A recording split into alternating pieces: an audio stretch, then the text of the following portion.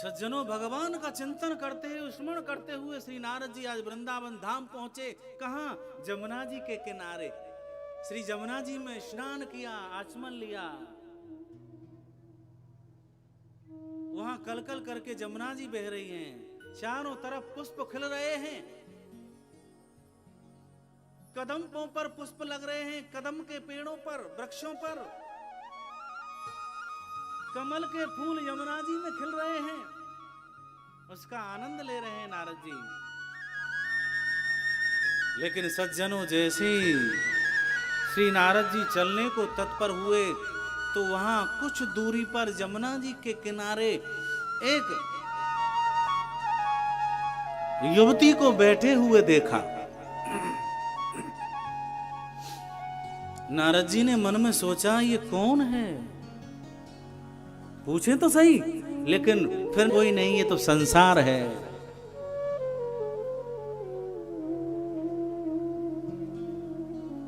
संसार संसिरति संसार, यानी संसार असार। हाय हाय भयो जात संसार, या में मोह माया की धार। यह भयो जात संसार, संसार असार है। संसार लुप्त होता हुआ चला जाता है। वह संसार जिसमें कुछ सार ना हो, केवल सार है तो गोविंद का चिंतन है, गोविंद का भजन है। नारद जी ने मन में सोचा, दुनिया है, होगा कोई। जैसे ही नारद जी ने सोचा और चल दिए, लेकिन उस युवती ने आवाज मारी, सुनो संत देव, ठहरो। श्लोक का गायन किया कि भो भो साधो क्षणं तिष्ठः मचिन्तामपि नास्यः कि दर्शनं तव लोकस्य सर्वथा गहरं परम। वो साधु क्षणम तिष्ठ, हे संत देव, हे साधु, एक क्षण के लिए ठहर जाओ और आओ, मेरे समीप आओ। मचिंता मपी नाश है, जो मेरे मन में चिंता है उसका निराकरण करो, उसका नाश हो जाए।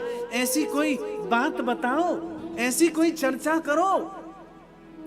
क्योंकि मैंने सुना है, दर्शनम तब लोकस्य सर्वथा गहरम परम, कि संतों के दर्शन करने से जो व्यक्ति के मन में पीड़ा होती है, जो कष्ट होता है, वह दूर हो जाता है। आप आइए।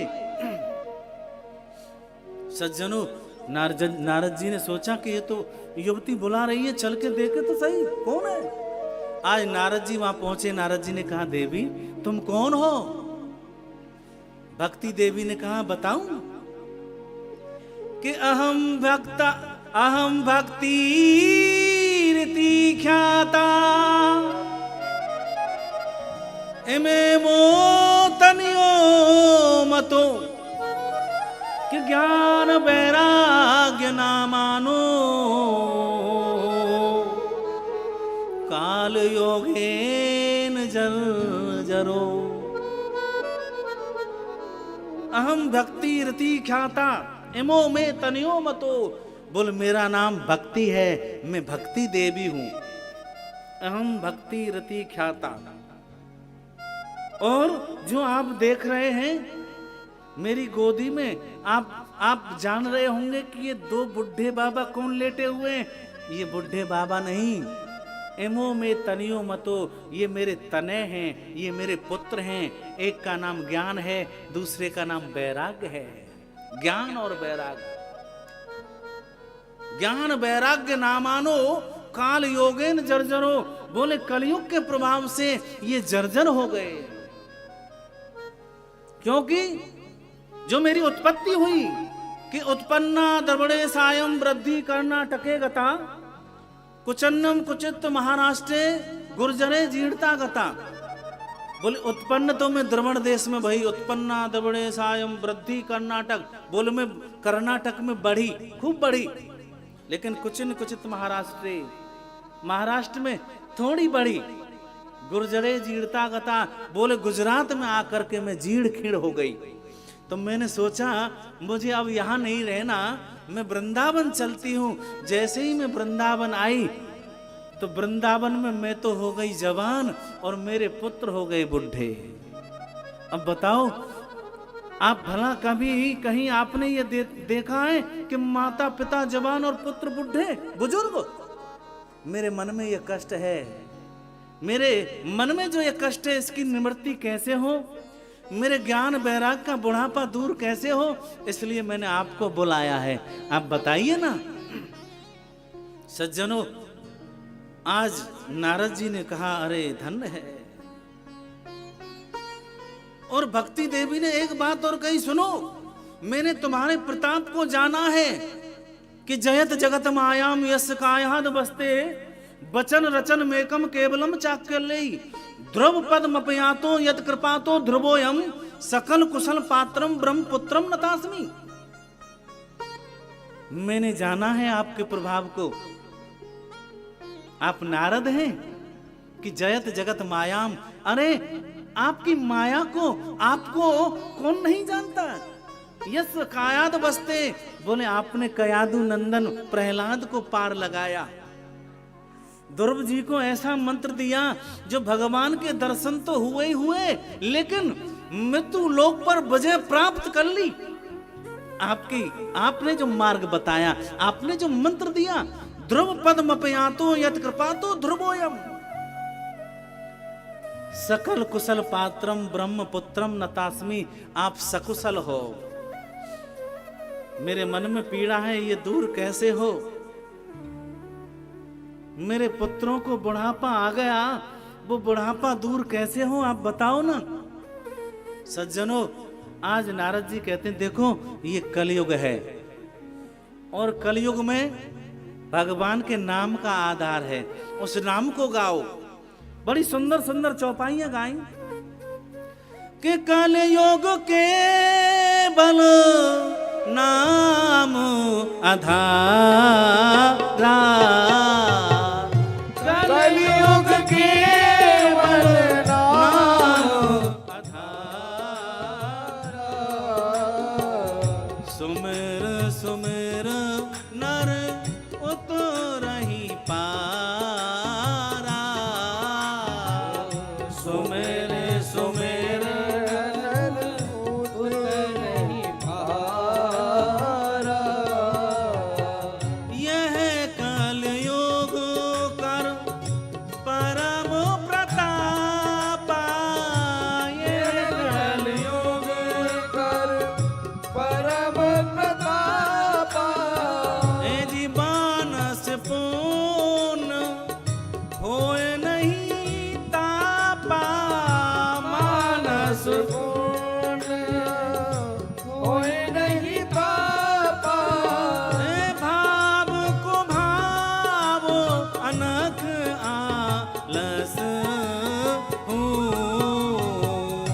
भाव को भाव अनख आलस नाम जपत मंगल दिस दस नाम जपत मंगल दिस दस। बोले कलयुग में तो नाम का ही आधार है, भगवान का नाम तो समझो कल्याण हो जाएगा। कलयुग के न बल नाम आधारा, समर सुर नर उतर ही पारा। यह कलयुग कर परम प्रतापा, मानस पुण्य होए नहीं तापा।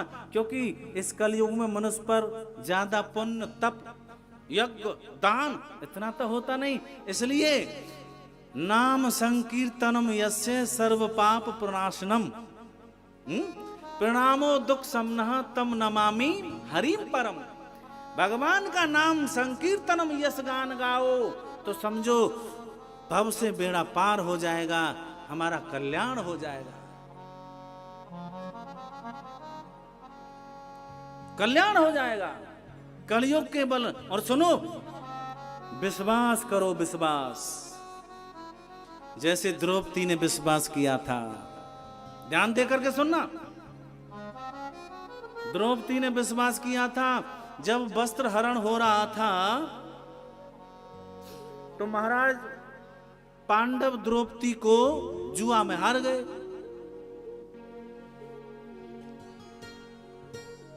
तो महाराज सभी जो कौरव थे वह दुशासन द्रौपदी को द्रौपदी के महलों से खींच करके सभा में लाया, केस पकड़ करके और वस्त्र का हरण करने लगा। तो द्रौपदी ने पहले जो आगे बैठे थे सर्वप्रथम तो अपने पतियों पर भरोसा किया कि मेरे पति क्षत्रिय हैं। फिर सोचा मेरे पति तो मुझको हार गए, फिर वो सामर्थ्यवान कैसे हो सकते हैं। फिर सोचा कि जो आगे जो बुढ़े बाबा बैठे हैं परम आदरणीय कृपाचार्य भीष्म पितामह द्रोणाचार्य गुरु द्रोणाचार्य, उनसे कहा कि देखो इस सभा में ये घृत कार्य हो रहा है, नीच कार्य हो रहा है। एक अबला का वस्त्र हरण, एक स्त्री का वस्त्र हरण, ये ठीक नहीं। कुछ हो सके तो इसमें करो। लेकिन पितामह कृपाचार्य गुरु द्रोणाचार्य सभी ने मस्तक नीचे कर लिया, कुछ नहीं कर पाए। प्रभु द्रौपदी ने सोचा सुनो मैं भी तो क्षत्राणी हूं, मैं अपनी रक्षा स्वयं कर सकती हूं। अपनी साड़ी को कस करके पकड़ लिया और कहा मैं अपना वस्त्र हरण नहीं होने दूंगी। किसी की ताकत नहीं, कौन की ताकत है जो मेरा वस्त्र हरण करेगा। लेकिन सज्जनों वह दुष्ट दुशासन वस्त्र हरण किए जा रहा है। सज्जनों जीवन में याद रखना, जब हम अपनी रक्षा संसार से मांगते हैं, स्वयं करते हैं, दर दर भटकते हैं तो कोई रक्षा नहीं करता, मेरे गोविंद रक्षा करते हैं, मेरे गोपाल रक्षा करते हैं। मेरे गोविंद सब लीला को देख रहे थे। देखो द्रौपदी ने पितामह द्रोणाचार्य कृपाचार्य इन पर भरोसा किया, कोई बात नहीं करो। फिर द्रौपदी ने अपने पतियों पर भरोसा किया, बिल्कुल करो तुम्हारे पति हैं, नो टेंशन। फिर अपने आप पर भरोसा किया। लेकिन द्रौपदी अब कहती है गोविंद तुम कहां हो, हर व्यापक सर्वत्र सबाना, मैं तो सब जगह हूं और समान हूं, मैं कहीं गया नहीं। सज्जनों जैसे ही द्रौपदी ने कहा हे गोविंद,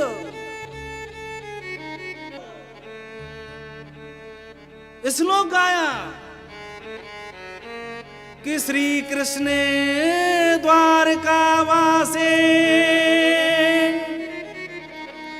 देव देव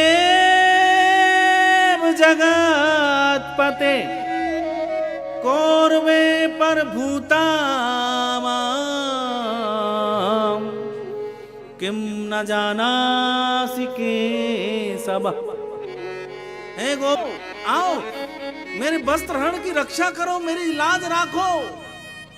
सज्जनों मेरे गोविंद कहीं भी नहीं थे, लेकिन गोविंद यह कहते मुझको याद तो करो, मुझ में विश्वास तो करो, मुझको बुलाओ तो सही। आज मेरे गोविंद वस्त्र के रूप में प्रकट हो गए। वस्त्र के रूप में कोई जान नहीं पाया कि ये वस्त्र है, कि ये नारी है, कि ये द्रौपदी है, कि ये साड़ी है। कोई नहीं जान पाया। धन्य है। सज्जनों आज कृपा करी भगवान ने, वह दुष्ट दुशासन वस्त्र हरण करता करता थक गया, जमीन पर जा गिरा, लेकिन परम आदरणीय मेरी द्रौपदी का वस्त्र हरण नहीं कर पाया। मेरे भगवान ने रक्षा की। इससे हमको सीख मिलती है, इन लीलाओं का चिंतन करने से हमको मार्ग मिलता है। वो कौन सा मार्ग? सत चित और आनंद का मार्ग मिलता है। सत मार्ग मिलता है, चित मार्ग मिलता है, आनंद का मार्ग मिलता है। बोलो ना जय श्री कृष्ण, प्रेम से बोलो ना। वह मार्ग मिलता है, धन्य है। और जरा भी देर नहीं की मेरे गोविंद ने। आज मेरे नारद ऋषि कहते हैं, बोले देवी जी, भक्ति देवी जी, द्रौपदी की तरह विश्वास करो, अब चिंता मत करो, मैं जरूर तुम्हारे पुत्रों को जो ज्ञान वैराग को बुढ़ापा दूर हो जाए, मैं खुद प्रयत्न करता हूं। सज्जनों, गीता का पाठ सुनाया, वेद वेदांत का पाठ सुनाया। वेद वेदांत घोषे से गीता पाठेन मुहुर्मुहो। वेद का पाठ सुनाया, वेदांत का पाठ सुनाया, गीता का पाठ सुनाया, बार बार। देखो, जब तक वेद का पाठ सुनाते नारद जी ज्ञान वैराग को, तो जवान हो जाते। जैसे ही वेद के पाठ को विराम देते, फिर बुढ़े हो जाते। वेदांत का पाठ सुनाते, जवान हो जाते, विराम देते, फिर बुढ़े हो जाते। गीता का पाठ मुहुर्मुहु बार बार सुनाते तो जवान हो जाते। जैसे ही विराम देते तो फिर उसी अवस्था को प्राप्त हो जाते। बात है, मेरे वेद का पाठ, वेदांत का पाठ और गीता का पाठ तो गीता पाठेर मुहुर्मुहु बार बार सुनाया, क्या करूं, समझ नहीं आता। आज का सुनो, ठहरो, मैं अभी आया और अभी गया। नारद जी संतों के पास गए कि भाई पूछेंगे क्या बात है, क्या हुआ। नारद जी अनेक संतों की कुटिया में गए। किसी ने तो मौन धारण कर लिया, भाई नारद जी से हम क्या प्रश्न उत्तर करेंगे, हैं? वो तो ज्ञानियों में ज्ञानी। कोई संत कुटिया छोड़ करके भाग गया, हम नहीं कर सकते। किसी ने कह दिया जी देखो, हमने तो प्रश्न उत्तर करना ही बंद कर दिया। तो नारद जी ने अब जरा भी देर नहीं की, भक्ति देवी से कहा, ज्यादा देर नहीं है, तुम्हारे कष्ट की निवृत्ति और तुम्हारे ज्ञान वैराग का बुढ़ापा दूर हो जाएगा। सीधे बद्रीनाथ धाम सनत कुमारों के पास पहुंचे और कहा, सुनो, बताओ ना, ज्ञान वैराग का बुढ़ापा दूर कैसे हो? भक्ति देवी के मन में जो चिंता है वो दूर कैसे हो? और भक्ति देवी जवान अवस्था को प्राप्त हो गई हैं, अपने स्वरूप में वो कैसे आए? उन्होंने कहा, सुनो कि श्रीमद् भागवतं शास्त्रं के कलो की रेण भासतं। श्रीमद् भागवत कथा का पाठ सुनाओ, श्रीमद् भागवत कथा उनको सुनाओ। नारद जी ने कहा, मैंने वेद का सुनाया, वेदांत का पाठ सुनाया, गीता का पाठ सुनाया, उससे कुछ नहीं हुआ। भागवत जी से पाठ से क्या होगा, भागवत कथा से क्या होगा? सनत कुमार बोले, सुनो नारद जी, होगा। जो वेद वेदांत है ना, वो एक कल्प वृक्ष है, और वेदों का, वेदांतों का जो कल्प वृक्ष है, उनका पका हुआ फल है भागवत। हम पेड़ की डाली खाएंगे तो दांत भले ही टूट जाएं, आनंद नहीं आएगा। अरे तुमने अभी तक डालियां और पत्ते खिलाए, फल नहीं खिलाया। वेद रूपी कल्प वृक्ष का पका हुआ फल है श्रीमद् भागवत। श्रीमद् भागवत रूपी ही फल का पान कराओ तो कल्याण हो जाएगा। बोले अच्छा, तो फिर भागवत कथा कहां करें? सनत कुमार उनका, सुनो, आप हरिद्वार जाइए, और हरिद्वार में आनंद नाम का तट है, वहां जाकर के भक्ति देवी ज्ञान वैराग को कथा सुनाओ। नारद जी ने कहा, देखो आप ही सुनाओ, मैं तो सुनूंगा। सनत कुमारों का, चिंता मत करो, देखो हम तो कहीं ज्यादा दूर जाते नहीं, और आप भी 2.5 घड़ी से ज्यादा ठहरते नहीं, तो सुनो, वृंदावन में भक्ति देवी हैं, बद्रीनाथ धाम में हमें, तो 20 सेंटर में हरिद्वार पड़ता है, उनको उधर से बुला कर के लाइए, हम इधर से चलते हैं तो बीच में मिलन हो जाएगा।